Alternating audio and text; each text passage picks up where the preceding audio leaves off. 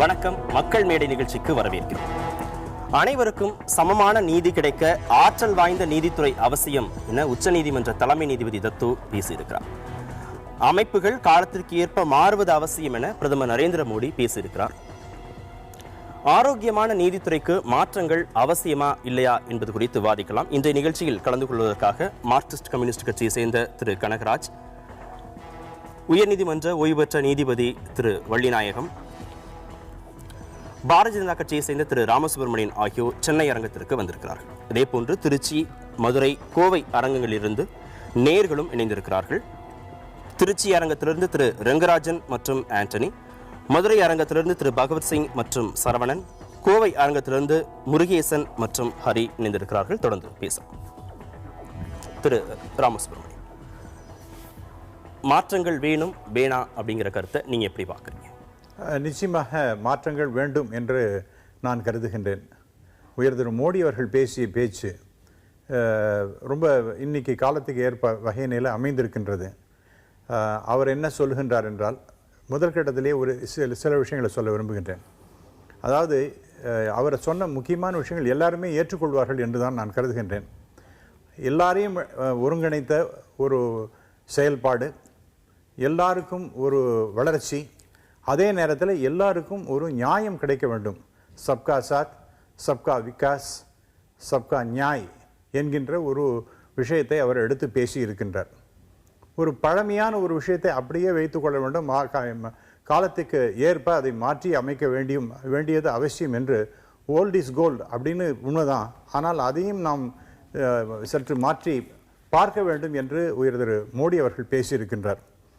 அதே நேரத்தில் அவர் என்ன சொல்லியிருக்கிறார், எனக்கு இந்த ஜுடிஷியல் அப்பாயின்மெண்ட், ஜட்ஜஸ் அப்பாயின்மெண்ட், அதை பற்றிலாம் எனக்கு ஒன்றும் சட்டத்தை பற்றி தெரியாது, அந்த நிட்டிகிரிட்டிஸ்லாம் எனக்கு தெரியாது. நான் என்ன சொல்கின்றேன் என்றால், இத்தகைய மாற்றங்கள் தேவை. குறிப்பாக டிரான்ஸ்ஜெண்டர் என்று சொல்லப்படுகின்ற அவர்களுக்கு ஒரு நீதி நியாயம் வழங்கப்பட வேண்டும், அதற்கான ஒரு தனி சட்டம் இயற்றப்பட வேண்டும் என்பதும் என்னுடைய கருத்து அப்படிங்கிறார். நான்காவதாக, ஏழை எளிய மக்களுக்கு இயல்பாக அவர்களுக்கு அந்த நீதி கிடைக்கும் வகையிலே செயல்பாடு அமைய வேண்டும். அதை கோர்ட்டு மூலமாக, அவங்க கோர்ட்டை கண்டாலே பயப்படுறாங்க, அதுக்கு ஒரு அவேர்னஸ் கிரியேட் பண்ணணும். அஞ்சாவதாக, நேஷனல் யூனிவர்சிட்டிஸ், லா யூனிவர்சிட்டிஸ், அதனுடைய மாணவர்கள் இந்த வகையிலே எப்படியெல்லாம் அவர்களுக்கு உதவி செய்ய வேண்டும் அப்படிங்கிறத பற்றி ஒரு ஆய்வு நடத்த வேண்டும். அந்த ஆய்வு அறிக்கையை சமர்ப்பித்தால் அது எல்லாருக்கும் பயனுள்ளதாக அமையும். மாற்றம் வேண்டும்னா எங்க பிரச்சனை இருக்கு அப்படின்னு ஐடென்டிஃபை பண்ணி அங்க மட்டும் பண்ணா போதும் இல்லையா? ஏன் ஒட்டுமொத்த சிஸ்டத்தையே கொலாப்ஸ் பண்ணணுமா? அந்த சிஸ்டத்திலேயே மாற்றங்கள் வேணுமா? அப்படிதான் இதை பார்க்கணுமா? அதான் நான் சொன்னேன், இது எல்லாமே நீங்க கூட ஒத்துப்பீங்கன்னு நினைக்கிறேன். இப்ப நான் சொன்ன கருத்துக்கள் இது அனைவருக்குமே ஏற்புடையதாகத்தான் இருக்கும். நான் இப்ப என்னோடது கருத்து இல்லை. நமது நாட்டினுடைய பிரதமர் திரு மோடி அவர்கள் பேசிய பேச்சு என்பது ஒரு, அதாவது லீகல் சர்வீசஸ் டே அன்னைக்கு பேசுகின்றார். இந்த விஷயங்களை அனைத்தும் அனைவருக்கும் ஏற்புடையதாகத்தான் இருக்கும். அதில் எனக்கு அவர் ரொம்ப தெளிவாக சொல்ல, நான் இங்கே ஜட்ஜஸ் அப்பாயின்மெண்ட் அதெல்லாம் பற்றி பேசலை, ஏன்னா அதெல்லாம் பற்றி எனக்கு தெரியாது. I do not know the nitty gritties of appointment of judges அப்படிங்கிற விஷயத்தை சொல்லிவிட்டு, இத்தகைய மாற்றங்கள் வேண்டும். சப்கா சாத், சப்கா விகாஸ் அண்ட் சப்கா நியாய். எத்தனையோ ஊழல் வழக்குகளில் அரசியல்வாதிகள் தண்டிக்கப்பட்டு குற்றவாளிகளாக போய் நீதிமன்றத்தின் முன்னாடி நிற்கிறாங்க. இந்த மாதிரியான ஒரு சூழல்ல நீதித்துறையிலையும் அரசியல் தலையீடு வேணும், இருக்கணும் அப்படின்னு சொல்றதை எப்படி நியாயமா பார்க்க முடியும்? அந்த மாதிரி ஒரு வார்த்தை கூட அவர் பேசவே இல்லை. அது நீதித்துறையில் அரசாங்கம் தலையிட வேண்டும் என்ற ஒரு வார்த்தையை பேசலை. இன்னும் சொல்ல போனால் இதை வரப்போகின்ற சீஃப் ஜஸ்டிஸ் திரு தாக்கூர் அவர்கள் மிக வரவேற்று பேசியிருக்கின்றார். இந்த மாதிரி விஷயங்களை எடுத்து சொல்லி இருப்பது சரியானது என்ற வகையில தான் ஜஸ்டிஸ் தாக்கூர் அவர்கள் பேசியிருக்கின்றார். ஆகவே இதில் எந்த ஒரு அரசியலுக்கு சம்பந்தமே இல்லாத பேச்சு, ஆனால் ஜுடிஷியல் சிஸ்டம்ல சில மாறுதல்கள் வேண்டும். நீங்க சம்பந்தமே இல்லாத பேச்சு இது ரொம்ப சாதாரணமா நீங்க எடுத்துக்க முடியாது. தேசிய நீதிபதிகள் நியமன ஆணையத்துல வேண்டாம், அது அரசோட கொள்கை முடிவுன்னு இருந்தாலும் கூட அதை தள்ளுபடி செய்து உச்சநீதிமன்றம் தீர்ப்பு வழங்கி இருக்கிறது.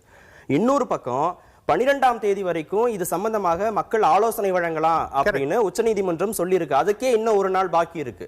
நீங்க அவ்வளவு சர்வசாதாரணமாக இதை வந்து ஒரு மேலோட்டமான பேச்சு அப்படின்னா அதை நகர்த்திட்டு போயிட முடியாது. ரொம்ப முக்கியமான 2 விஷயங்களுக்கு நடுவுல இந்த பேச்சை நீங்க பார்த்து புரிஞ்சுக்கிட்டீங்கன்னா இதோட முக்கியத்துவம் புரியும். 12ஆம் தேதி வரைக்கும் மக்கள் என்ன சொன்னாங்கன்னு நீதிமன்றம் இன்னும் சொல்லவே இல்லை. இன்னொரு புறத்துல அரசோடைய முடிவை நீதிமன்றம் தள்ளுபடி செய்திருக்கிறது. இப்போ இந்த பேச்சை பேசியிருக்கிறாரு. இது எப்படி சாதாரண பேச்சை எடுத்துக்க முடியும்? அதாவது let me make it very clear.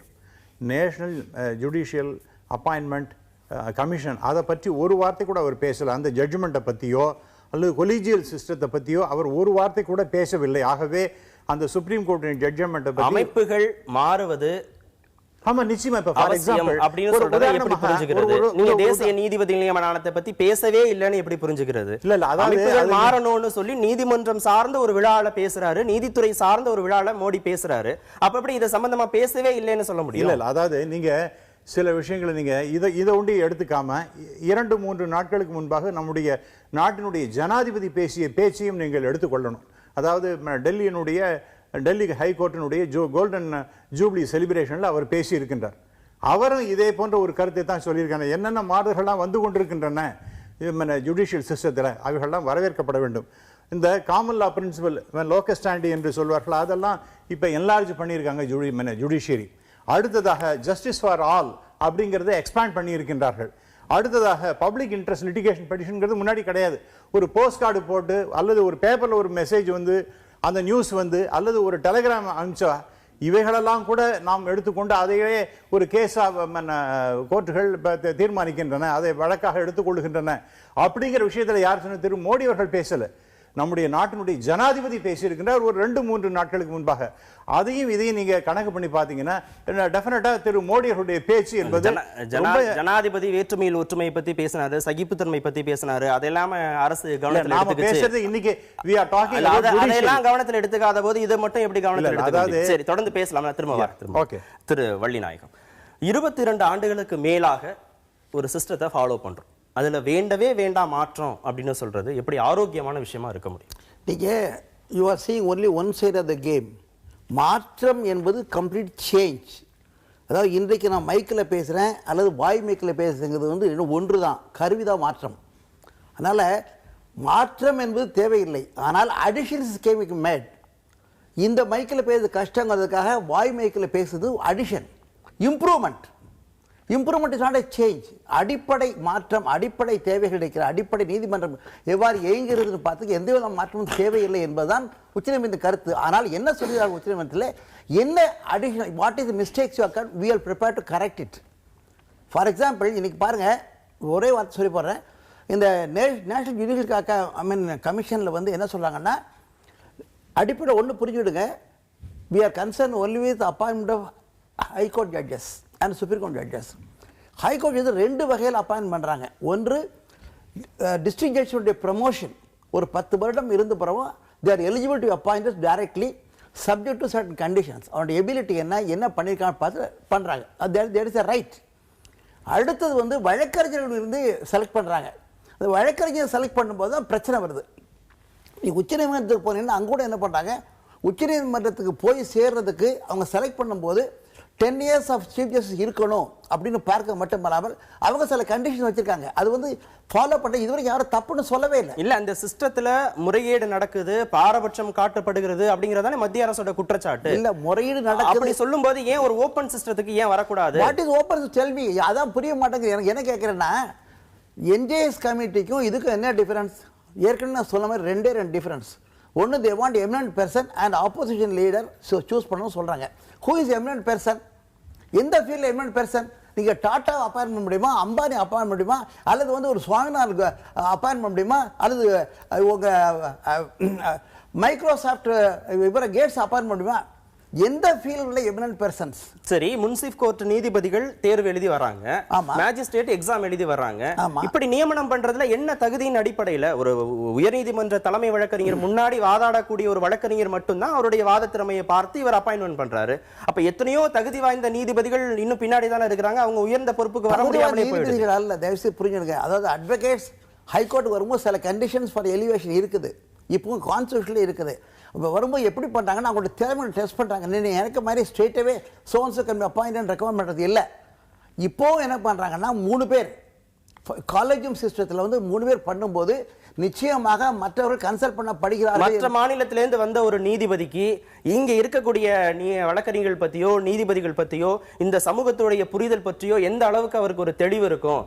இந்த மக்களுக்கு தீர்ப்பு வழங்குவதற்கு இந்த சமூகத்துடைய பிரச்சனைகளை அவர் புரிஞ்சிருக்கணும், இந்த மாநிலத்தோட பிரச்சனையை புரிஞ்சிருக்கணும். வெறும் அப்பாயின்மெண்ட் மட்டுமே முக்கியம் இல்லை அப்படின்னு சொல்றாங்கல்ல. ஒத்துக்கிறேன். ஆனால் நீ என்ன மறந்துட்டீங்கன்னா இந்த 1/3 டிரான்ஸ்ஃபர் பாலிசி வந்து இன்ட்ரோடியூஸ் பண்ணிட்டு by the government. I do not mention the name of the Prime Minister. For some reason ஒரு மாநிலத்திற்கு 1/3 நீதி மற்ற மாநிலத்துக்கு போகணும்னு ஆரம்பிச்சாங்க. ஆனால் இன்றைக்கு அந்த பாலிசி கேன்சல் பண்ணிட்டாங்க. ஏன் மற்ற இது வர்றாங்கன்னு சொன்னாங்கன்னா ஒரு சில காரணத்துக்காக அங்கேங்க டிரான்ஸ்ஃபர் பண்ணக்கூடிய இந்த transfer policy completely taken away. ஒரே ஒரு பாலிசி என்ன இருக்குன்னா chief justice of high courts மட்டும் வெளிநாட்டில் வரணும்னு இருக்குது. அதை கூட யோசிச்சுட்டு இருக்காங்க. என்ன காரணம்? நீங்கள் கரெக்டாக சொன்னீங்க. இந்த மாநிலத்தினுடைய வழக்கங்கள், இந்த மாநில சட்டங்கள், இது மாற்ற மக்களுடைய இது மாதிரி நிலத்தினுடைய தன்மை அல்லது மற்ற எந்த தொழில் திறமையும் வந்து அவளுக்கு தெரிய சான்சஸ் இல்லை. You are right. ஆகவே இப்போ நானே 5 years I was working in Karnataka high court. நான் நல்லா பண்ணால் ஆனால் அங்கே ஒரு சில தடைகள், சில கருத்துக்கள் என்னால் புரிய முடியவில்லை. ஏனென்றால் நான் இங்கு பழக்கப்பட்டவன். ஆகவே நீங்கள் ஒரு சொல்ல ஒத்துக்க. ஆனால் அதனால நான் பாலிசி மாற்றி நான் கம்ப்ளீட்டேன். மீண்டும் தொடர்ந்து பேசலாம். திரு கனகராஜ், தொடர்ந்து நீதித்துறையில அரசியல் தலையீடு இருக்கிறத எப்படி பார்க்கிறோம்? அதாவது நம்முடைய இதில் 2 விஷயம் இருக்குது. நம்முடைய கான்ஸ்டியூஷன் கரெக்டாக இந்த விஷயங்களுக்கு ஒவ்வொருத்தருக்கும் என்ன அதிகாரம் என்று சொல்லி இருக்கிறது. மக்களுடைய அதிகாரம் என்பதுதான் உயர்ந்தது என்று சொல்லி இருக்கிறது. மக்களுடைய அதிகாரம், மக்கள் தங்களுடைய அதிகாரத்தை தேர்ந்தெடுக்கப்பட்ட பிரதிநிதிகள் மூலமாகவே செலுத்துகிறார்கள். இப்போது நீதிபதி அவர்கள் குறிப்பிட்ட போது ஒரு விஷயத்தை என்ன சொன்னாங்க அப்படின்னு சொன்னால், இப்போ இந்த சிஸ்டத்துக்குள்ளே மாற்றம் பண்ணால் என்ன அப்படிங்கிற ஒரு கேள்வியை முன் வச்சார். அநேகமாக எனக்கு தெரிஞ்சு உலகத்தில் எந்த நாட்டிலையும் தங்களை தாங்களே நியமித்து கொள்ளுகிற அதிகாரம் நீதிபதிகளுக்கு இருப்பதாக எனக்கு தெரியவில்லை. ஒருவேளை நீதிபதி தெரிஞ்சால் சொல்லட்டும். இப்போ இதில் ஒரு மாற்றம் வர வேண்டும் என்று சொல்லப்பட்டிருக்கு. பட் இதில் ஒரு அள்ளி தெளித்த அவசர கோலத்தில் இப்படி ஒரு சட்டம் இயற்றப்பட்டது. நீங்கள் பாராளுமன்றத்தில் நடந்த விவாதத்தை பார்த்தீங்கன்னா முதல்ல இந்த சட்டத்தை கொண்டு வராங்க. Judicial appointment, national judicial appointments act மட்டும் கொண்டு வராங்க. அப்போ கொண்டு வரும்போது மார்க்சிஸ்ட் கட்சியோட பொதுச் செயலாளராக இருக்கக்கூடிய தோழர் சீதாராம் யெச்சூரி என்ன சொல்கிறாருன்னா, இது இப்படியே போச்சுன்னு சொன்னால் நீங்கள் உங்களுக்கு அதிகாரம் இல்லாத ஒன்றில் தலையிடுவதாக ஆகி போய்விடும் அப்படின்னு சொன்ன பிறகு முன்னாள் அட்டார்னி ஜெனரல் பராசரன் எந்திரிச்சு என்ன சொல்கிறாரு, அவங்க சொல்கிறது கரெக்டு அப்படின்னு. ஸோ அதுக்கு பின்னால் தான் நீங்கள் வந்து கான்ஸ்டியூஷன் அமெண்ட்மெண்ட் ஆக்ட் 99 அதையும் கொண்டு வராங்க. இந்த சமயத்தில் ஒரு விஷயம் என்ன சொல்லப்பட்டதுன்னா, இது வெறும் அப்பாயின்மெண்ட்டு சம்மந்தமான விஷயம் மட்டுமே வருது. இந்த அப்பாயின்மெண்ட்டை தாண்டி இவங்க இப்போ கரப்ஷன் சார்ஜஸ் வருது. அதுக்கு என்ன, இப்போ நீங்கள் இம்பீச்மெண்ட்டுங்கிறது சௌமித்ரா சென், மார்க்சிஸ்ட் கட்சியோட தோழர் சீதாராம் யெச்சூரி சௌமித்ரா சென் என்கிற கொல்கத்தா நீதிமன்ற நீதிபதி மீது கொண்டு வந்து அதுக்கு பின்னால் நடந்தது. அதை தவிர வேறு எதுவுமே இல்லை. நான் நீதிபதி அவர்கள்ட்ட கேட்க விரும்புகிறது என்னன்னு சொன்னால், இந்த காலத்தில் ஒன்று நீதிபதி சதாசிவம் ஓய்வு பெற்ற பிறகு கேரளா கவர்னராக நியமிக்கப்பட்டிருக்கிறார். ஒவ்வொருத்தருக்கும் ஒரு துறை சார்ந்த நிபுணத்துவம் இருக்கும். ஆனால் கான்ஸ்டியூஷனில் அவர் பெரிய அத்தாரிட்டி என்கிற அளவுக்கும் இல்லை. கடந்த காலத்தில் பொலிட்டிக்கல் அஃபிலியேஷன் என்னங்கிறது ஒன்று இருக்குது. அப்போ பிஜேபி கவர்மெண்ட்டு ஒருத்தரை நியமிக்குது அப்படின்னு சொன்னால் இதற்கிடையில் எதுக்கான கைமாறு என்கிற கேள்விகள்லாம் வருது.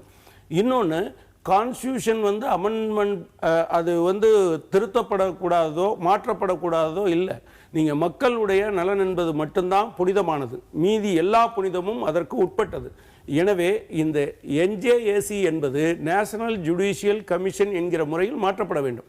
இப்போ எமினன்ட் பர்சன் சார் சொன்னது கரெக்ட், நீதிபதி அவர்கள் சொன்னது கரெக்ட்.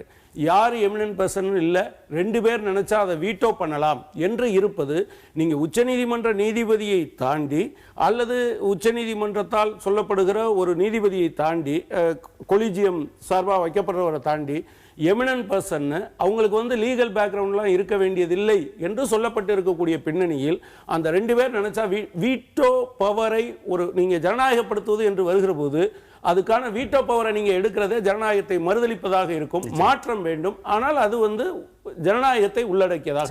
2 பேர்கிட்ட நான் விளக்கம் கேட்கிறேன், நேரிட்ட போயிட்டு வந்துட்டு. திருச்சி நேயர் ரெங்கராஜன்.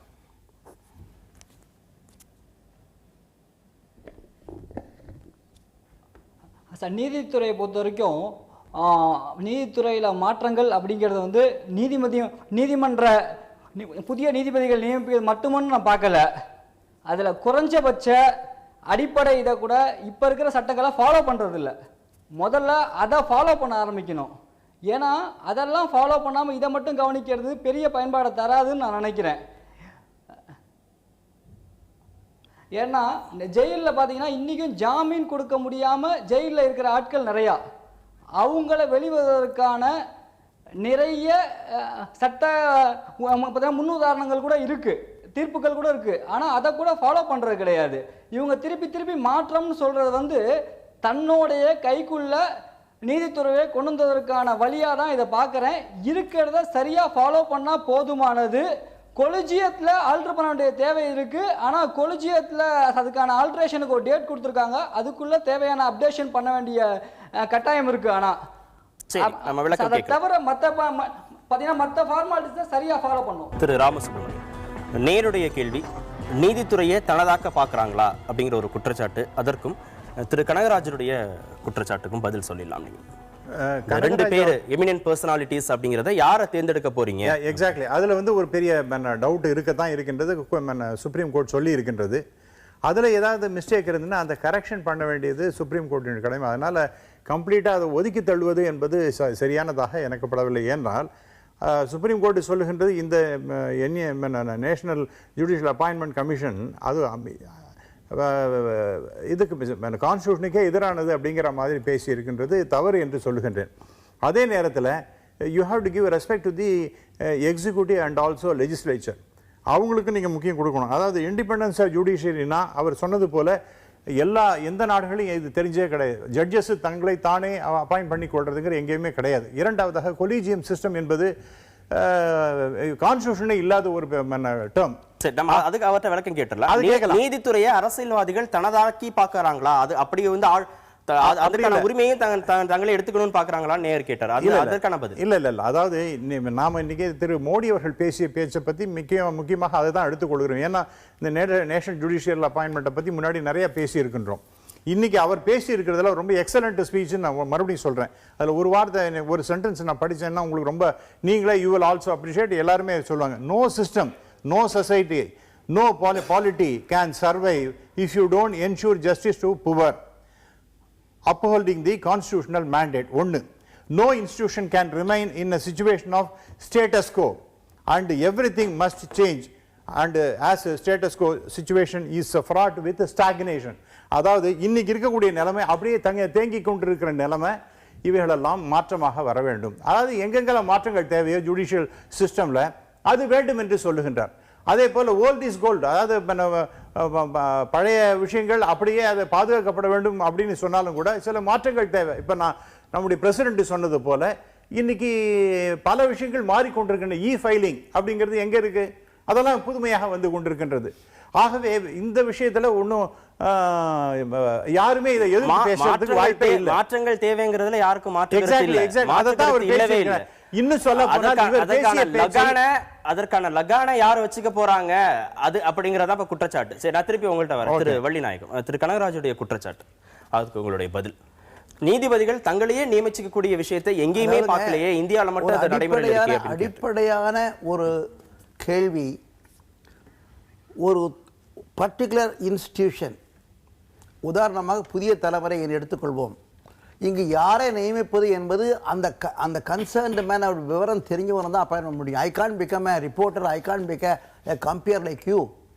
அதுபோல இதை விட்டுருங்க, நீதிமன்றத்தில் யாரை செலக்ட் பண்ணுறாங்க, வழக்கறிஞர் தான் நீதிபதி ஆக வேண்டும் அல்லது டிஸ்ட்ரிக்ட் நீதிபதி ஆக வேண்டும். வழக்கறிஞரை பற்றி மற்றவர்களுக்கு எப்படி தெரிய வர முடியும்? வேற யார் அப்பாயின்மெண்ட் முடியும்? இல்ல, நீங்க அதாவது செய்தித்துறையில ஒருத்தர் அப்பாயின்மெண்ட் பண்றதையும் நீதித்துறையில ஒருத்தர் அப்பாயின்மெண்ட் பண்றதையும் நீங்க எப்படி ஒரே தளத்துல வச்சு நான் என்ன சொல்ல வரேன்னா appointment can be done only with the person ஒவ்வொருடைய சாமானிய மனிதனுடைய கடைசி நம்பிக்கை நீதிமன்றம் இல்லையா? அப்போ நீங்க அந்த நியமனத்தை வந்து எவ்வளவு பொறுப்போடு அணுக உங்களை பொறுத்த வேண்டிய மட்டும் நீதிமன்ற அப்பாயின்மெண்ட் கம்ப்ளீட்டா கலைச்சிட்டு நீதிமன்ற ஒப்பீனியனே இல்லாம ஒரு கமிட்டி தனிப்பட்ட மக்கள் கமிட்டி அமைச்சு அமைக்க முடியுமா? அது மட்டும் இல்லை, வெளிநாட்டில் சொல்றாங்களே, அமெரிக்காவில் வந்து என்ன பண்றாங்கன்னா they elect certain judges because of the political situation. இதுபோல எல்லா இடத்துலையும் வந்து நீதித்துறை தலையிடாமல் எந்த இது பண்ணாத சொல்லலாம். அவரோட ப்ரொசீஜரலி பார்த்தீங்கன்னா நான் முடிச்சிடறேன். ஆக நீங்க சொல்றது நான் திரும்ப என்ன சொல்லுவேன்னா, வழக்கறிஞர்களை நியமிக்கப்பட்ட மட்டும் இப்போ மெயினாக வந்து we are concerned only with the appointment of advocates to the position. இப்போ ஒரு வேறு ஆட்களை அப்பாயின்ட் பண்ணீங்கன்னா என்னுடைய வழக்கறிஞர் சிறந்தவர், உன்னுடைய வழக்கறிஞர் சிறந்தவர், என்னுடைய கேஸ் ஜெயிச்சிருக்காரு அப்படின்னு அந்த நோக்கம் தான் வருமொழியே. சரி, அந்த வழக்கறிஞர் இத்தனை ஆண்டு காலமாக ஒரு 10 ஆண்டு காலம் வரையறையில் இருக்கு இல்லையா, ரூல்ஸ் அண்ட் ரெகுலேஷன்ஸ்ல இருக்கு. அந்த 10 ஆண்டு காலம் சமூகத்துக்காக போராடி இருக்கிறாரா? சமூக பிரச்சனைகளுக்காக போராடி இருக்கிறாரா? ஏழை எளிய மக்களுக்காக வாதாடி இருக்கிறாரா? இதெல்லாம் கன்சர்ன் பண்றீங்களா? இதெல்லாம் அக்கௌண்டபிலிட்டி எடுத்துக்கிறாங்க. சொல்ல வரேன், அதுல ஒரு தவறு என்ன பண்ணீங்கன்னா, ஏழை எளியவர்களுக்காக இன்றைக்கு நீதிமன்றத்திலே இன்று மட்டுமல்ல அன்று முதல் நீதிமன்றத்திலே நீதிகள் வழங்கப்பட்டிருக்கின்றன. ஒருவன் கோர்ட் ஃபீ கட்ட முடியல, வக்கீல் வைக்க முடியல சொன்னா இன்ஃபார்ம் ஆஃப் பாப்புலேஷன் ப்ரொவிஷன் அன்றைக்கு 1908 ஆக்ட்ல வந்துருக்குது. அது மட்டும் இன்றைக்கு லீகல் சர்வீஸ் அத்தாரிட்டியில் ஒன்றுமே முடியாதவன் வந்து எனக்கு கேஸ் இருக்கு ஒரு பெட்டிஷன் எழுதி கொடுத்தாங்கன்னா லீகல் சர்வீஸ் அத்தாரிட்டி ஒரு பேச பண்ணாங்களே ஆனிவர்சரி, அவங்க வந்து not only they give advice, ஒரு முடியலன்னு சொன்னா கோர்ட் ஃபீ கட்டி வழக்கறிஞரை போட்டு கேஸ் நடத்துறாங்க. ஆக இல்ல, இன்னைக்கு நீதிபதிகள் பொறுப்புல இருக்கிற எல்லோரும் அதை செஞ்சுட்டு வந்திருக்காங்களா அப்படிங்கறதான கேள்வி. அவங்க தேவையில்லைங்கிற அது புரிஞ்சுக்க தேசியது. என்ன சொல்லணும்னா, ஏழைகளுக்கு நீதி வேண்டும் இல்லையா? ஏழைகள் நீதிமன்றத்தை அனுப்புவதற்கு அவருக்கு சரியான வழிவகுக்க வேண்டும். 2 தடை இருக்கலாம். ஒன்று வந்து அவர்களால் கோர்ட் ஃபீ கட்ட முடியாத பணம் இல்லாமல் இருக்கலாம், அல்லது வழக்கறிஞர் நியமிக்க வசதி இல்லாமல் இருக்கலாம். அது ரெண்டும் கவர்மெண்ட் மூலமாக அதுலதான் சந்தேகம். நம்ம தொடர்ந்து பேசலாம். அதுலதான் சந்தேகம். வழக்கறிஞர் தொழில பணம் மட்டுமே பிரதானம்னு அத்தனை ஆண்டு காலம் பணியாற்றி விட்டு நீதிபதிகளாக பதவி உயர் பெறுகிறது போது மட்டும் அவருடைய சிந்தனை சமூகம் சார்ந்த சிந்தனையா எப்படி இருக்குங்கிற கேள்வி. இல்ல, நீங்க விளக்க சொல்லலாம். நேற்று 5 நேயர்கள் இருக்காங்க, நம்ம நேற்று போயிட்டு வந்துடலாம். மதுரை நேயர் பகவத் சிங்.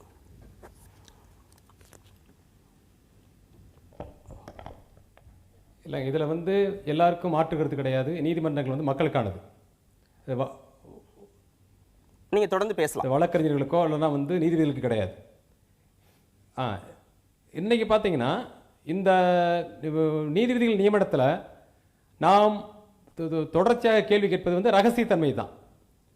அந்த ரகசியத்தன்மை பாதுகாப்பதன் விளைவாக என்ன ஆகுதுன்னா, இன்றைக்கி வந்து தகுதியில்லாத ஊழல் நீதிபதிகள் நியமிக்கப்படுற ஒரு அவலம் தொடர்ந்து கொண்டு நடந்துகிட்டு இருக்கு.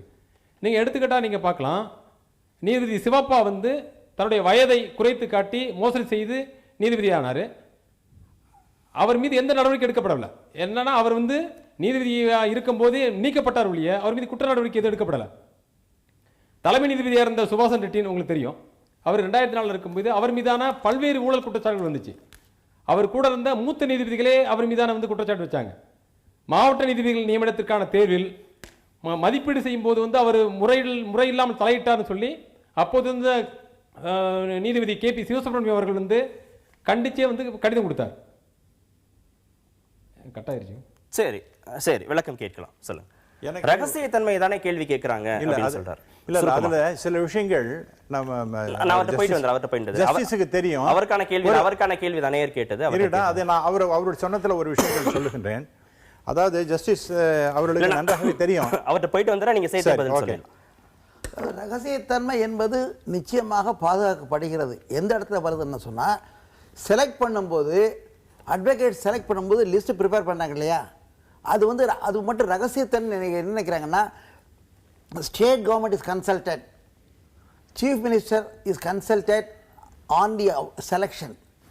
அதுபோல வந்து chief justice consults all his colleagues and also association, bar association மற்ற அட்வொகேட்ஸை கேட்டு தான் டிசைட் பண்ணுறாங்க. இது வந்து எல்லாம் பப்ளிக்கு தெரியணும் அப்படிங்கிறது புரிய மாட்டேங்குது. இல்ல ஒரு விஷயம் நான் சொல்றேன். 1977 இருந்து அதாவது ஒரு சொல்ல இதாவது என்ன பண்றாங்கன்னா நீங்க ஏற்கனவே குறிப்பிட்ட விஷயம் இருக்கு, அது இதுக்கு சேர்த்து அவர் பதில் சொல்லிருக்காரு. அமெரிக்கால கூட நீதித்துறை தலையிடே இல்லையான்னு நீங்க ஒரு கேள்வி கேட்டிருக்கீங்க ஏற்கனவே அவர் சொன்னதுக்காக. நான் பதில் சொல்றேன். ஒரு செகண்ட் நான் போயிட்டு வந்தேன் நீங்க அது பதில் சொல்லுங்க திரு கனகராஜ்.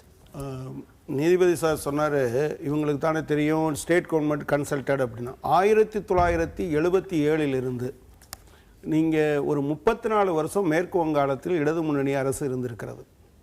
நீங்க ஜோதிபாசு சம்பந்தமா எந்த குற்றச்சாட்டும் சொல்ல முடியாது.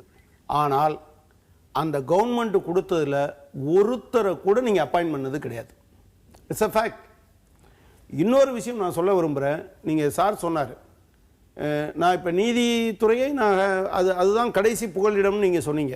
எனக்கு தெரியும், நான் தூத்துக்குடி மாவட்டத்தில் இருந்த பல நீதிபதிகள் பதவியில் இருக்கிற போதே அங்கே இருக்கக்கூடிய தனியார் நிறுவனங்களுடைய கெஸ்ட் ஹவுஸில் போய் தங்குறாங்க. அரசு நிறுவனங்களுடைய கெஸ்ட் ஹவுஸ் இருக்கும்போது நீங்க அதுல அதை பத்தி இந்த சமூகம் என்ன நினைக்குங்கிறத பத்தி கவலைப்படுறதே கிடையாது. இல்ல மக்களுக்கு தெரிய வேண்டியதுல அப்பாயின்ட்மெண்ட்ஸ் பத்தி அதான் சொல்றேன். இதுல வெளிப்படைத்தன்மை இல்லை என்பதே நான் வெளிப்படையாக சொல்ல மாட்டேன் என்பது ஜனநாயகத்துக்கு விரோதமானது. இன்னொரு விஷயம் சார் சொன்னதுல நாங்க தானே நீங்க வந்து விஆர் கிருஷ்ணய்யர் தீர்ப்பை நான் சொல்ல விரும்புறேன். இடஒதுக்கீடு சம்பந்தமா வரும்போது அவரு அந்த தீர்ப்பின் சைடில் சொன்ன விஷயங்கள், தீர்ப்புக்கு வெளியே நின்று சொன்ன விஷயங்களை நான் சொல்ல விரும்புகிறேன். இந்த நாட்டில் இருக்கக்கூடிய மக்களுடைய பிரதிநிதிகள் நீதிபதியை தேர்ந்தெடுப்பதற்கு தகுதி இல்லாதவர்களாக இருக்கிறார்கள் என்று நீங்கள் கருதுவீர்களே, ஆனால் அதுதான் நிலைமை. என்ன அதுக்கு தகுந்த மாதிரி தான் நீதிமன்றம் இருக்கணும். நீதிமன்றம் மக்களுடைய விருப்பத்துக்கு உட்பட்டு தான் நடக்க வேண்டுமே தவிர நீங்கள் வந்து ஒரு தனிநபர் தான் சர்வாதிகாரம் பண்ணுறாருன்னு சொல்ல முடியாது. அதே போல அதுக்கு நீதிபதிகளாக இருந்தால் அது சர்வாதிகாரம் பண்ணலாங்கிறதுக்கான எதுவும் கிடையாது. நம்ம ஊரில் ரொம்ப முதன்மையானது நம்முடைய அரசியல் சட்டம். அந்த அரசியல் சட்டத்துமே தன்னை திருத்திக் கொள்வதற்கான வாய்ப்பை உள்ளடக்கி இருக்கும்போது அதன் அடிப்படையில் நிர்வகிக்கப்படுகிற ஒரு நீதித்துறை வந்து அதை தாண்டி இருக்க முடியும்னு சொல்ல முடியாது. இன்னொன்று சார் சொன்னார், நீங்க வந்து அமெரிக்காவில் இந்த மாதிரி எலெக்ட் பண்றாங்க. அஃப்கோர்ஸ் இருக்கலாம். நான் என்ன கேட்க விரும்புறேன்னா, உலகத்தில் எங்கேயுமே இல்லாமல் தங்களை தாங்களே நியமித்துக் கொள்ளுகிற சிஸ்டத்தை இந்தியாவில் மட்டும் இருப்பது எப்படி சரியாக இருக்கட்டும், அதை மாற்ற வேண்டும் என்பதற்கு பதிலாக அதே சிஸ்டம் நீடிக்கட்டும் என்று சொல்வது என்ன நியாயம்? இப்ப இன்னொரு முக்கியமா நம்ம ஜட்ஜுக்கு நல்லா தெரிஞ்சிருக்கோம். அமெரிக்காலேயே சீஃப் ஜஸ்டிஸ் அப்பாயின்மெண்ட் எப்படின்னா, அங்க இருக்கிற செனட்டர்ஸுக்கு முன்னாடி அவங்க உட்காந்துப்பாங்க. யாரு செலக்ட் பண்ண போறாங்களோ அவங்கள 1000 கேள்வி கேட்பாங்க. நீங்க இந்த ஜட்ஜ்மெண்ட் இப்படி கொடுத்தீங்களே, இது சரியா, ஏன் அப்படி கொடுத்தீங்க? அது மட்டுமல்ல, வேற என்ன ஜட்ஜ்மெண்ட்ஸ் கொடுத்ததெல்லாம் பத்தி அவங்க செனட்டர்ஸ் வேற அவங்களும் லீகலா எல்லா விஷயங்களும் தெரிஞ்சவங்க, அவங்களாம் லா குவாலிஃபிகேஷன் உள்ளவங்க. அடுத்தது மற்ற கேசஸ் எல்லாம் ஜட்ஜ்மெண்ட்லாம் கொடுத்துருக்காங்க, அதெல்லாம் சரியா தப்பா உங்களுடைய அபிப்பிராயம் என்னென்னலாம் கேட்பாங்க. இதெல்லாம் நான் கண்கூடா நான் பார்த்திருக்கேன். ஏன்னா அதெல்லாம் லைவா பரப்புவார்கள். அதனால அமெரிக்காவை பத்தி சொல்வது என்பது தவறான விஷயம். இரண்டாவதாக ஜட்ஜுக்கு நன்றாகவே தெரியும், இதை சேஞ்சஸ் கொண்டு வர வேண்டும் என்று சொன்னது யாருன்னா லா கமிஷன். அது அரசாங்கம் சொல்லல. லா கமிஷன் 214 ரிப்போர்ட்ல என்ன சொல்றதுன்னா 3-4 விஷயத்தை சொல்றது. ஒன்னு, இவங்களுக்கு தனியா செக்ரட்டரியேட் கிடையாது. அந்த ஜட்ஜஸ் யார் அப்பாயின்ட் பண்ண அவங்கள பத்தி இன்டெலிஜென்ஸே கிடையாது. அவங்க எப்படி நல்லவங்களா கேட்டவங்களா, பேக்ரவுண்ட் என்ன ஒன்றும் தெரியாது. இரண்டாவதாக கேதரிங், அப்புறம் இன்டெலிஜென்ஸ் கேதரிங் மெக்கானிசம் அவங்களுக்கு இருக்கு, அவங்களுக்கு தெரியாது. அப்புறம் பர்சனல் மேட்டர்ஸ், ப்ரொஃபஷனல் பேக்ரவுண்ட் இருக்கு, அதெல்லாம் பத்தி என்ன தெரியுமா, அதெல்லாம் தெரியாது. இரண்டாவது, ஒரு நிமிஷம் my dear friend, please allow me. இல்ல ஒரு செகண்ட். அப்புறம் அது வந்து க்ளோஸ்ட் டோரா within 4 walls-ல அவங்களா ஏதோ உட்கார்ந்து குசுகுசுன்னு பேசிக்கிறாங்க. என்னத்தை பேசுறாங்க அதெல்லாம் பத்தி யாருக்கும் தெரியாது. ஆகவே ஒரு டிரான்ஸ்பரன்சி இல்ல. அப்புறம் வந்து ஒரு ஃபார்மலாவும் இருக்கிறதா தெரியல. ஆகவே இதெல்லாம் சொல்லித்தான் இந்த மாதிரி சேஞ்சஸ் கொண்டு வரணும். யார் சொன்னது?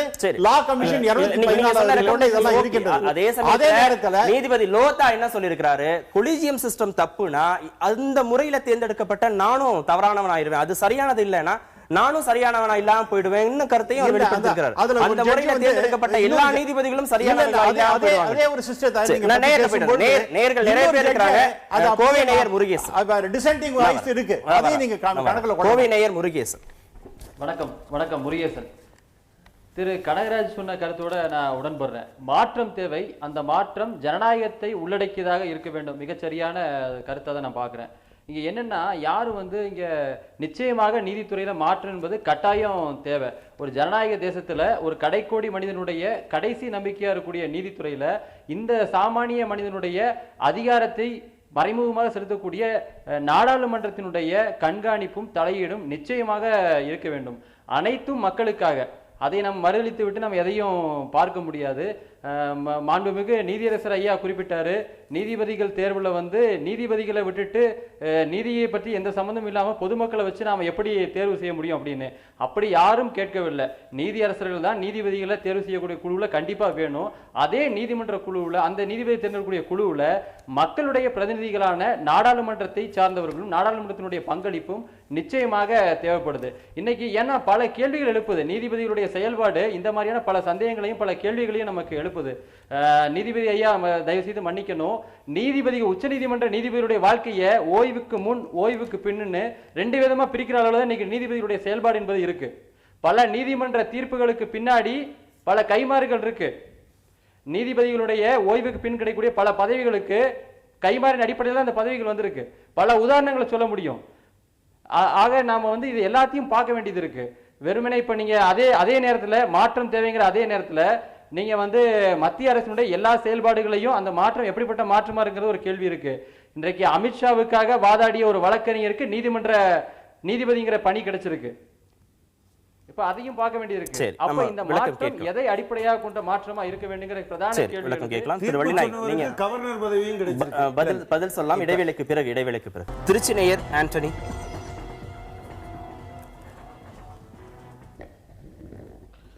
நான் என்னை பொறுத்தளவில் நீதித்துறையில் அரசியல் தலையீடு இருக்கக்கூடாதுன்னு தான் சொல்லுவேன். ஏன்னா நீதித்துறையை பொறுத்தளவு அங்கே உட்கார்ந்துருக்கக்கூடிய நீதிபதிகள் அனைவரும் இன்னைக்கு one cannot be a judge for his own cause. அதாவது ஒருத்தர் தன்னுடைய சொந்தக்காரர்களோ அல்லது தனது பிள்ளைகள் சம்பந்தப்பட்ட வழக்கில் நீதிபதிகளாக அமர்ந்து தீர்ப்பு சொல்ல முடியாது. ஈவன் தோ அவங்க மேலே ஒரு நியாயம் இருக்குது அப்படின்னு வெளிப்படையாக தெரிந்தாலும் கூட நீதிபதிகள் இன்னைக்கு அவங்க பிள்ளைகளோட வழக்கையோ அவங்க சொந்தக்காரங்க வழக்கையோ ஏற்கக்கூடாது. ஒன்று. ரெண்டாவது, இன்னைக்கு கொலிஜியம் சிஸ்டத்தை ஏன் வேண்டாம் அப்படின்னு இருக்காங்கன்னா, நீதித்துறையில் அரசியல் தலையீடு அரசியல் இருக்கக்கூடாது, கவர்மெண்ட்டுக்கு இந்த ஜட்ஜஸ் செலெக்ஷன் கமிட்டியில் ஓவர் இம்பார்ட்டன்ஸ் இருக்க மாதிரி இருக்குது அப்படின்றதுனால தான் சுப்ரீம் கோர்ட் அது வேண்டாம் அப்படின்னு சொல்லியிருக்காங்க. அதனால தான் அந்த ஆக்டையும் ரத்து பண்ணியிருக்காங்க.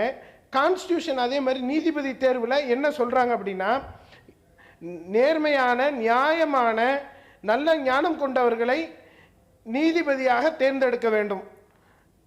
அதே போல் இன்றைக்கு சூழ்நிலையில் மாற்றம் அப்படிங்கிறது இந்த ஜட்ஜஸ் தேர்வை மட்டும் பற்றி பார்க்காம பொலிட்டீஷியன்ஸ் இன்னைக்கு அமெரிக்காவில் 100 பேத்துக்கு ஒரு நீதிபதி இருக்காங்க. அதே மாதிரி இந்தியாலையும் கொண்டு வர்றதுக்கு முயற்சிக்கணும். நிறைய நீதிமன்றங்கள் வரணும். ஏன்னா ஏற்கனவே கோவை நேயர் கேட்ட கேள்விக்கு நீங்க பதில் சொல்லுங்க. இது திரு ராமசுப்ரமணியத்துக்கான கேள்வி. வெளிப்படைத்தன்மை வேணும் அப்படிங்கிற மாதிரி நீங்க டிரான்ஸ்பரன்சின்னு நீ மீன் பண்ணிட்டீங்களா, அந்த வார்த்தையை நீ தவறாக புரிஞ்சுக்கணும்னு நினைக்கிறேன். என்ன காரணம்னா, முதல்ல செலெக்ஷன் ஆகிறதுக்கு முன்னால் இவர் என்ன சார் சொன்னாலும் கூட 3 பேர் சேர்ந்து தான், அதாவது chief minister, chief justice and also governor 3 பேரும் சேர்ந்து கையெழுத்து போட லிஸ்ட்டு போகுது. ஒன்று. லிஸ்ட்டு போகும்பொழுது மீடியாவில் பேர் பப்ளிஷ் பண்ணப்படுகிறது, எல்லாரும் தெரிகிறது. அது மட்டும் இல்லாமல் இப்போ சமீபத்தில் நடந்த நிகழ்ச்சி, அந்த 7 பேரை செலக்ட் பண்ண உடனே 7 பேரும் சரியா இல்லை என்று சொல்லி இவங்கள் வாதாடி அந்த லிஸ்ட் திருப்பி அனுப்பிட்டாங்க. செக்ஸ் அண்ட் பேலன்ஸ் 7 ஸ்டேஜஸ் இருக்குது, தயவுசெய்து புரிஞ்சுடுங்க. இங்கேருந்து போகக்கூடிய லிஸ்ட் இங்கே டிரான்ஸ்பர் அதாவது செலக்ட் பண்ணி போனதுக்கப்புறம் அங்கே ஹோம் மினிஸ்டருக்கு போகுது, லா மினிஸ்டருக்கு போகுது, பிரைம் மினிஸ்டர் ஆஃபீஸ் போகுது, சீஃப் ஜஸ்டிஸ் சுப்ரீம் கோர்ட்டுக்கு போகுது. அங்கே போன உடனே 4 இடத்துலையும் எந்த இடத்தில் தவறு இருந்தாலும் அந்த அந்த ஜட்ஜு அந்த பர்டிகுலர் பர்சன் அப்பாயின்மெண்ட் பண்ண முடியாது என்பது அதாவது சுப்ரீம் கோர்ட் ரிஜெக்ட் பண்ணியிருக்குது, லா மினிஸ்டர் ரிஜெக்ட் பண்ணியிருக்காரு, ஹோம் மினிஸ்டர் ரிஜெக்ட் பண்ணியிருக்குது, பிரைம் மினிஸ்டர் ரிஜெக்ட் பண்ணியிருக்காரு, even president has rejected after the name has gone in, it is found to be wrong. அதுக்கு 1000 உதாரணம் சொல்ல முடியும். இன்னொரு சொல்ல வர அவர் சொன்னார் வெஸ்ட் பெங்காலில் அப்பாயின்மெண்ட்னா is a good because purely political people. இப்போ எக்ஸப்ட் என்ன ஒரு சிஸ்டம் வச்சுருக்காங்கன்னா government pleader public prosecutor, advocate general இவர்கள்லாம் வந்து பல்வேறு வழக்குகளை தெரிந்த காரணத்தால though they are appointed by particular party, they can appoint system வச்சிருக்காங்க. ஓகே, திரு நான் என்ன ராமசுப்ரமணியன். கேட்க விரும்புறேன், என்னுடைய point- ஜஸ்டிஸ் ரத்னவேல் பாண்டியன் திமுகவினுடைய மாவட்ட செயலாளராக இருந்தார். நான் என்ன கேட்கிறேன், நீங்க ஒரு ஜஸ்டிஸ் ராமசாமியை பத்தி பாலிட்டிஷியனே இருக்கக்கூடாது. யாராவது, அதாவது ஜஸ்டிஸ் என்ன சொல்றாருன்னா, எல்லாரும் ஏதோ இம்யூனா இருக்கிற மாதிரி இரும்பு கோட்டைக்குள்ள இருக்காங்களா? Everybody has their own politics.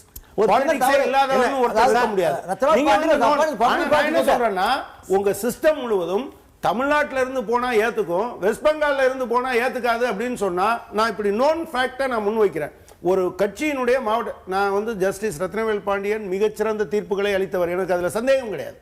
But problem என்னன்னா, நீங்க ஒரு இடத்துக்கு தகுந்த மாதிரி மாத்துறீங்க அப்படிங்கிறது ஒரு அம்சம். நான் என்ன கேட்கிறேன், இவ்வளவு காலத்தில் இம்பீச்மெண்ட், நீங்க பார்லிமெண்ட் இம்பீச்மெண்ட் மூலமாகத்தான், அதுவும் நீங்க மார்க்சிஸ்ட் கட்சியினுடைய பொதுச் செயலாளர் கொண்டு வந்தது மூலம் கல்கத்தா கோர்ட்டினுடைய நீதிபதி அவர் மீது நடவடிக்கை எடுக்கப்பட்டது. நீங்க, நான் என்ன கேட்கிறேன், இந்த ஊர்ல ஊழலற்ற நீதிபதியாக எல்லாரும் 100% சரியாக இருந்தார்களா? உங்க சைட்ல இருந்து, நீதித்துறையில இருந்து ஏதாவது அதன் மீது இதுகாரும் நடவடிக்கை எடுக்கப்பட்டிருக்கா? அப்படி எதுவும் இல்லையே. நான் இப்ப சொல்றேன் காங்கிரீட்டா.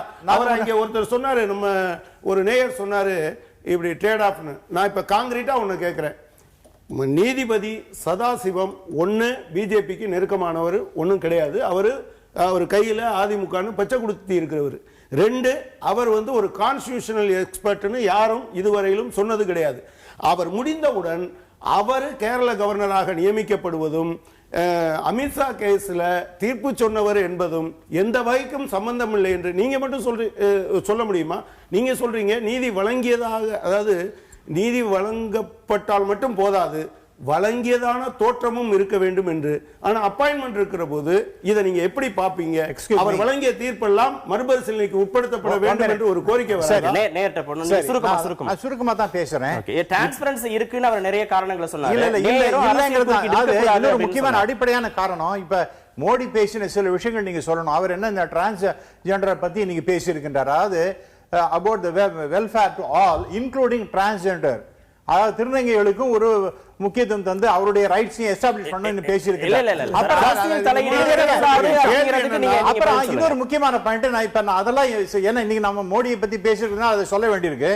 அடுத்ததாக இந்த கொலிஜியம் சிஸ்டம்ல என்னென்ன குறைபாடுகள்னா, முதல்ல ஜுடிஷியல் சுப்ரீமசியை நீங்க பேசுறீங்க. What about the parliamentary democracy? What about the elected government? What about the council of ministers? What about the elected prime minister? What about the election, elected leader of opposition? அவங்களெல்லாம் நம்ம புறந்தள்ளி விட்டு இவர்களே தன்னைத்தானே appoint பண்ணி கொள்றது, அது மட்டுமல்ல அது எவ்வளவு எந்த அளவுக்கு விமர்சனத்திற்கு உட்படுத்தப்பட வேண்டியதோ அதே மாதிரி அரசியல் தலையீடை உட்படுத்தப்பட வேண்டியது. கேஸ் நடந்தது, அரசியல் தலையீடை உட்படுத்தப்பட வேண்டியது. மதுரை நேயர் சரவணன் ஒண்ணு கேங்குலி என்பவர் அவர் மேல செக்சுவல் அபியூஸ். நேரம் இல்ல நேர்கிட்ட போகணும். மதுரை நேயர் sir, excuse sir. Sir, sir, I'm just வந்து ஒரு காமன் மேனோட தரப்பு வந்து நான் பேச வந்திருக்கேன். அதாவது வந்து எனக்கு வந்து சட்டத்தை பற்றி அவ்வளோவா தெரியாது, சட்டத்தை பற்றின ஒரு அவேர்னஸ் கிடையாது. இதுக்கே வந்து நீங்கள் வந்து என்னை அரெஸ்ட் பண்ணலாம். ஏன் அப்படின்னா இந்தியன் சட்டப்படி வந்து you cannot plead the justice அப்படின்னு சொல்லுவாங்க. எனக்கு வந்து சட்டம் தெரியாதுன்னு சொல்கிறதுக்கே வந்து அரெஸ்ட் பண்ணுற உரிமை இருக்குது. அஸ் பர் இந்தியன் சிட்டிசன் வந்து எல்லா சட்டமும் தெரிஞ்சிருக்கணும்னு சொல்கிறாங்க. நீங்கள் சொன்ன கான்ஸ்டியூஷன் படி, இந்தியன் கான்ஸ்டியூஷன் படி எக்ஸிக்யூட்டிவ், லெஜிஸ்லேட்டிவ், ஜுடிஷியரி, அதாவது 3 pillars ஆஃப் கான்ஸ்டியூஷனில் 3rd pillar வந்து ஜுடிஷியரி இருக்குது. ஸோ அந்த 3rd pillar வந்து ஸ்டடியாக இல்லை, அதாவது இருக்கலாம், அதாவது டிரான்ஸ்ஃபார்ம் பண்ணணும் அப்படின்றதுக்காக தான் இன்றைக்கி டாபிக் வந்து. இந்த டாபிக் படி நீங்கள் பார்த்தீங்க அப்படின்னா ஆர்டிகல் 124 to 147 வந்து composition and jurisdiction of court வந்து சொல்லியிருக்காங்க. சுப்ரீம் கோர்ட்டில் வந்து 1 சீஃப் ஜஸ்டிஸ், அப்புறம் ஒரு 30 அதர் ஜட்ஜஸ் பற்றி காம்போசிஷன் சொல்லியிருக்காங்க. டோட்டலி 25 ஹை கோர்ட்ஸ் இருக்குது. இதெல்லாம் வந்து கொஞ்சம் அழகான விஷயங்களை மேம்போக்க சொல்லிட்டு நான் இப்போ உங்களுக்கு சாதாரண மக்களுக்கு நெட்டில் பார்த்து எடுக்க நேரம் இல்லாத மக்களுக்கு நான் ஒரு சில விஷயம் சொல்கிறேன். என்ன அப்படின்னா, டெல்லி ஹைகோர்ட் வந்து அவங்களுக்கு வந்து 466 வருஷம் ஆகுமா. எதுக்கு அப்படின்னா கிளியர் த கிளேசஸ் வந்து கிளியர் பண்ணுறதுக்கு. எப்படி பெர்சன்டேஜ் அப்படின்னா, ஒரு கேஸ்க்கு 5 நிமிஷம் பெர்சன்டேஜ் வச்சா கூட, நான் விளையாட்டாக சொல்லலை, நான் உண்மையிலே எடுத்த ரெக்கார்டுன்னு சொல்லிட்டுருக்கேன். டெல்லி ஹைகோர்ட்டுக்கு வந்து 466 வருஷம் எடுக்குமா ஒரு கேஸ்க்கு 5 நிமிஷம் ஒதுக்கினாலும். அவங்களே ஒத்துட்ருக்காங்க. 40% ஆஃப் ஷார்ட்டேஜ் ஆஃப் ஜுடிஷியல் ஸ்டாஃப்ன்ற ஒத்துட்ருக்காங்க. அப்புறம் சல்மான் கான் கேஸ் பற்றி நான் ஒன்று சொல்ல விரும்புகிறேன். என்ன அப்படின்னா, ஹிட் அண்ட் ரன் கேஸ் பற்றி நீங்கள் படிச்சிருப்பீங்க. ஸோ அவருக்கு வந்து ஜூரிஸ்டிக்ஷன் உள்ள கோட் படி வந்து அவருக்கு 13 இயர்ஸாக இருக்குது. ஸோ இந்த ப்ரொசீடிங்ஸ் நடந்திருக்கா இல்லையான்னு கண்டுபிடிக்கிறதுக்கு. ஸோ அவருக்கு இருக்க பணத்தை வச்சு கண்டிப்பாக ஒரு ஹைகோர்ட் போவார். அதுக்கடுத்து ஒரு 13 ஆகும். ஐ திங்க் 26 இயர்ஸ்னு நினைக்கிறேன். அதுக்கப்புறம் கண்டிப்பாக ஒரு சுப்ரீம் கோர்ட் போவார். அதுக்கடுத்து ஒரு 39 இயர்ஸ் ஆகும். ஸோ இந்த டிரான்சாக்ஷன் முடிகிறதுக்கு 39 இயர்ஸ் ஆகுமே. ஸோ நான் இப்போ ஒரு சாதாரண மனுஷன் வந்து இவர் மேலே கேஸ் கொடுக்கணும் அப்படின்னா ஒரு நம்பிக்கையோடு போவேனா போக மாட்டேனா? இப்போ நீங்கள் சொல்லுங்கள், சட்டம் மாற்றம் வேணுமா வேணாம்? சரி, நம்ம விளக்கம் கேட்கலாம். அடுத்தது ஹரி, கோவை நேயர். கரீம், கோயம்புத்தூருங்க. இந்த நீதித்துறையில் வந்து மாற்றம் வேணும் என்பதில் எந்த மாற்று கருத்தும் இல்லை. இதுவும் சட்ட ஆணையம் சம்பந்தமாக வந்து பல ஆண்டுகளாக பல்வேறு மக்களும் தொடர்ச்சியாக கேட்டுக்கொண்டிருக்கக்கூடிய ஒரு முக்கியமான விஷயம். அதில் வந்து என்னென்னா, அகில இந்திய வழக்கறிஞர் சங்கம் போன்ற பல்வேறு அமைப்புகள் வந்து சட்ட ஆணையம் என்பது வேணும் என்கிற விஷயத்தை வந்து கேட்டுகிட்டே இருக்காங்க. இப்போ நான் வந்து நீதியரசரிடம் வைக்க வேண்டிய ஒரே கேள்வி என்னென்னா, இங்கே அரசியல் தலையீடு என்பது இருக்கக்கூடாது என்று அவர் தொடர்ச்சியாக சொல்லிக்கொண்டே வருகிறார். இங்கே அரசியல் தலையீடு வந்து பட்டவர்த்தனமாக இருக்கிறது என்பதை இந்தியாவில் இருக்கக்கூடிய அனைத்து குடிமக்களுக்கும் வெளிப்படையாக தெரிந்த ஒரு செய்தி. அந்த அரசியல் தலையீடு என்பது முறையாக நடைபெற வேண்டும் என்பதற்காக தான் இந்த சட்ட ஆணையம் போன்ற அமைப்புகள் வரணும் என்பது தொடர்ச்சியாக கேட்டுக்கொண்டிருக்கும் விஷயம். ஏற்கனவே ஐயா கனகராஜ் சொன்னது போல, இங்கு சதாசிவத்துக்கும் அல்லது அமித்ஷாவுக்காக ஆஜரான ஒருவர் நீதிபதியாக மாறுவதற்குமான விஷயமே இங்கு அரசியல் தலையோடு பலமாக இருக்கக்கூடிய ஒரு வேலையை வெளிப்படைத்தன்மையோடு நாம் பார்க்கிறோம். கூடவே வந்தேன்னா, நீங்க வந்து ஊழல் சார்ந்த நீதிபதிகள் மீது இதுவரைக்கும் என்ன நடவடிக்கை எடுக்கப்பட்டிருக்குன்ற ஒரு கேள்வி இருக்கு. அவர்கள் நம்ம விளக்கம் கேட்கலாம். சுருக்கமாக 2 நேயர்களுக்கும் பதில். வழக்குகள் போட்டோ இது மாதிரி. சரி, விளக்கம் கேட்கலாம் ஹரி. ஒன்று, அதாவது ஒரு நீதிபதி ஒரு வழக்கிலே தீர்ப்பு கொடுத்த காரணத்தால் அவருக்கு பதவி கொடுக்கப்பட்டது சொல்றீங்கல்ல, உங்கள் கேள்விக்கே விடையிலே இருக்குது. எனவே தான் அரசியல் தலையீடு இருக்க வேண்டாம், அரசியல் மூலமாக அப்பாயின்ட் பண்ண வேண்டாம்னு சொல்றது காரணம் தான். That is answer to you. இல்ல, அது கொலிஜியம் மூலமாக நியமிக்கப்பட்ட நீதிபதி என்கிற பிரச்சனை அதுக்குள்ள இருக்கு. You are, please don't interfere when I want. You are entitled to say your views. Okay. இரண்டாவது, ஐயா சொன்னாங்க, ரத்னால் பாண்டியன் குறிப்பிட்டார்கள். ரத்னால் பாண்டியன் பப்ளிக் ப்ராசிக்யூட்டராக அப்பாயின்ட் பண்ணப்பட்டார். Justice Mohan was appointed the government pleader. That is why I told you in the beginning itself, public prosecutor appoint பண்ணதுக்கு அப்புறம் வந்து he is supposed to be above politics, but he is appointed by the government, represent the government. Please understand that.